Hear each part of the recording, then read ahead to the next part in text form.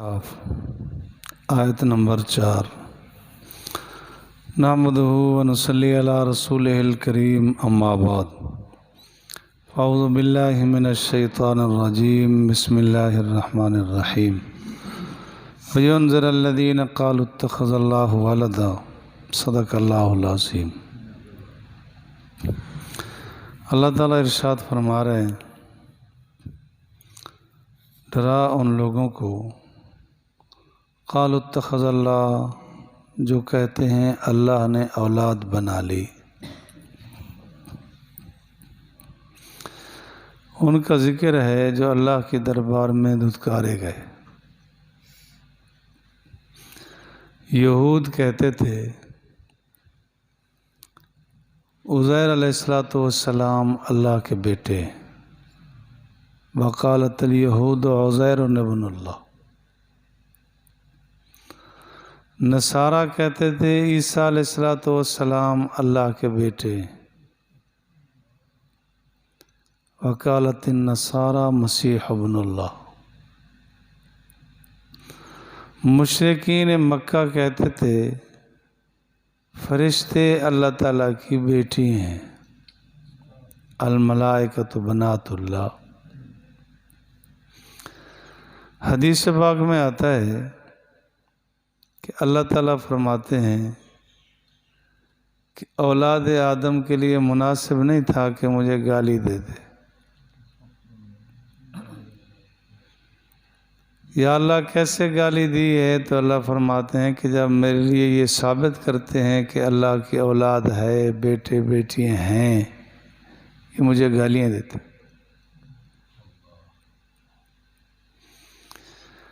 تو سب سے بنیادی چیز ہے عقیدہ۔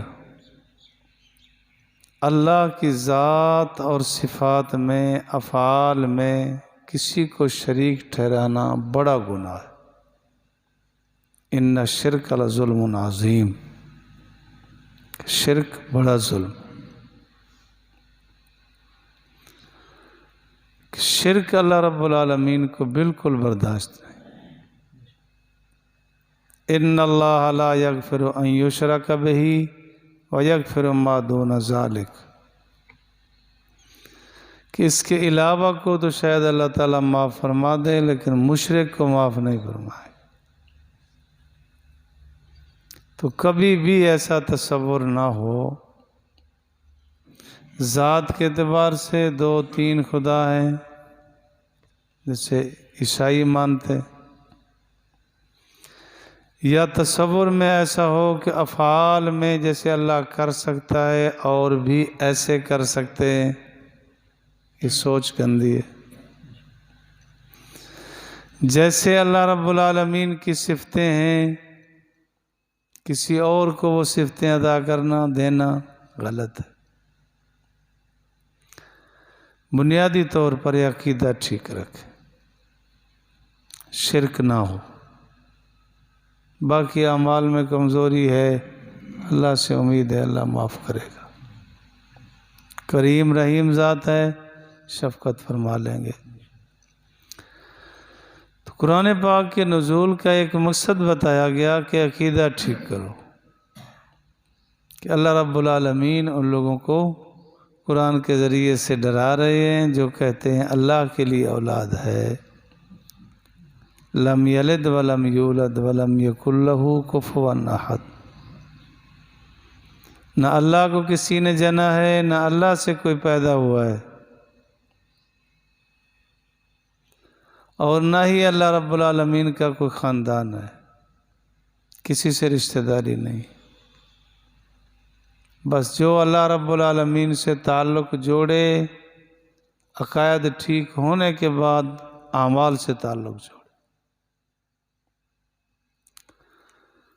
اس سے احتیاط کی جائے۔ مشرک ہمیشہ مارا جاتا ہے، ذلیل ترین زندگی ہے اس کی۔ ایک قدر ہم چھوڑیں گے تو لاکھوں دروں کے غلام ہو جائیں۔ ایک قدر چھوڑ کر ہم ہو گئے لاکھوں کے غلام۔ ہم نے اپنی آزادی عرفی کا نہ سوچا کوئی انجام، کیا ہوگا؟ بالکل نہیں۔ ما لہم بہ من علم، یہ جو کہتے تھے کہ اللہ کے لیے بیٹے ہیں، اللہ کے لیے بیٹی ہیں، اللہ کے لیے اولاد ثابت کرتے ہیں، اللہ کے اختیارات غیر کو دیتے ہیں کہ اللہ رب العالمین نے سارے اختیارات انبیاء کو دے دیے، اولیاء کو دے دیے، اللہ تعالیٰ معطل ہو گیا، نعوذ باللہ من ذالک۔ ایسی سوچ ہی نہ رکھے۔ اللہ فرماتے ہیں نہیں ہے ان کے لیے کوئی علم، وَلَا لِآبَائِهِمْ، نہ ان کے آباء اجداد کو کوئی علم ہے۔ یہ جو باتیں کرتے ہیں جھوٹی باتیں کرتے ہیں، ان کو علم ہوتا تو ایسی بات نہ کرتے۔ کبرت کلمۃ تخرج من افواہہم، نکالی اپنے منہوں سے بڑی بات۔ یہ بڑا جملہ ہے کہ اللہ کی اولاد ہے، اللہ کے بیٹے، اللہ کی بیٹی ہیں۔ بیٹا بیٹی تو اس کا جز ہوتا ہے نا، تو اللہ رب العالمین جز سے پاک ہے کہ عیسیٰ علیہ السلام، عزیر علیہ السلام، یہ اللہ کا جز ہے، حصہ ہے۔ تو کوئی کلمہ شرک، کلمہ کفر نہ کہا جائے، کہنے سے تباہی ہوگی۔ اللہ فرماتے ہیں یقولون الا کذبا، نہیں کہتے مگر جھوٹ کہتے ہیں۔ یہ جھوٹ کہتے ہیں کہ اللہ کی اولاد ہے، اللہ کے بیٹے ہیں، اللہ رب العالمین نے اپنے بیٹوں کو یہ کر رکھا ہے، وہ کر رکھا ہے۔ دعویٰ ان کا یہی ہوتا تھا، نحن ابناء اللہ، ہم اللہ کے بیٹے ہیں، وَأَحِبَّا، ہم اللہ کے محبوب ہیں، ہمیں عذاب نہ دیا جائے گا، نہیں، کل قیامت کے دن اللہ معاف کر دے مسلمان کو تو قادر مطلق ہے۔ یاد رکھیں کافر کو تو معافی ہوگی نہیں۔ کبھی بھی آپ یہ عقیدہ نہ رکھیں کہ کافر پر بھی اللہ تعالیٰ اگر رحم کر دے تو کر دے، ایسا نہیں ہوگا، اللہ کے قانون کے خلاف۔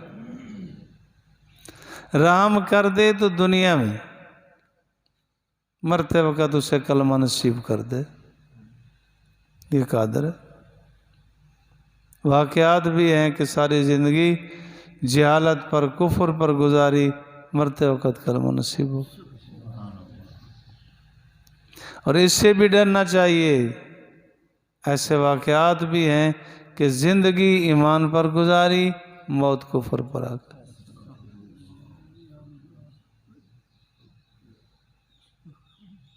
اللہ ہر مسلمان کی حفاظت فرمائے۔ ہر وقت خطرہ اور ڈر ہے۔